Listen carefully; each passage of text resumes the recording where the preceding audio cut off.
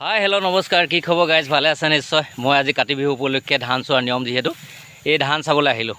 খেতি কৰাৰ পিছৰ পৰা পথাৰলৈ আহিবলৈ সময় সুবিধা মিলা নাছিলে আৰু নিমিলেও দিয়ক।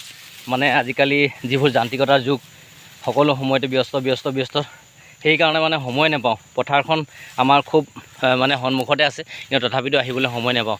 ৰাতিপুৱা গধূলি মানে সময় অকণ ওলাই সেইকণত অহাৰ সম্ভৱ নহয়। সেয়েহে কাতি বিহুৰ মানে বিশেষ এটা মানে পৰম্পৰা, আমি পথাৰলৈ গৈ ধান চোৱাৰ নিয়ম। যিহেতু এই কাতি বিহুৰ ধান চোৱাৰ পিছতেই আমাৰ আজিকালি চব মানে লাহি খেতি, শালি খেতি নাই। সেইকাৰণে লাহি খেতি 3 মাহত সম্পূৰ্ণ হৈ যায়। কাতি বিহুৰ মানে পিছতে প্ৰায় ধান দাব পৰা হৈ যায়।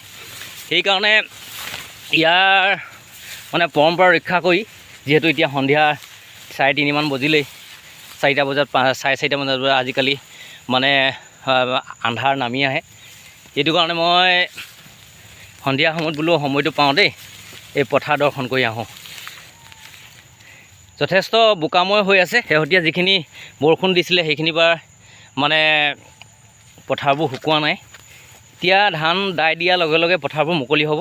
তেতিয়া কিনাৰ যদি ধান থাকে তেতিয়া সেইবোৰ শুকাবলৈ আৰম্ভ কৰিব। তেতিয়াহ'লে কাতি বিহুৰ ওলগ জনাই আপোনালোকৰ শুভেচ্ছা জনাই মোৰ ভিডিঅ'টি ইমানে সমাপ্ত কৰিলোঁ। ধন্যবাদ, বাই বাই।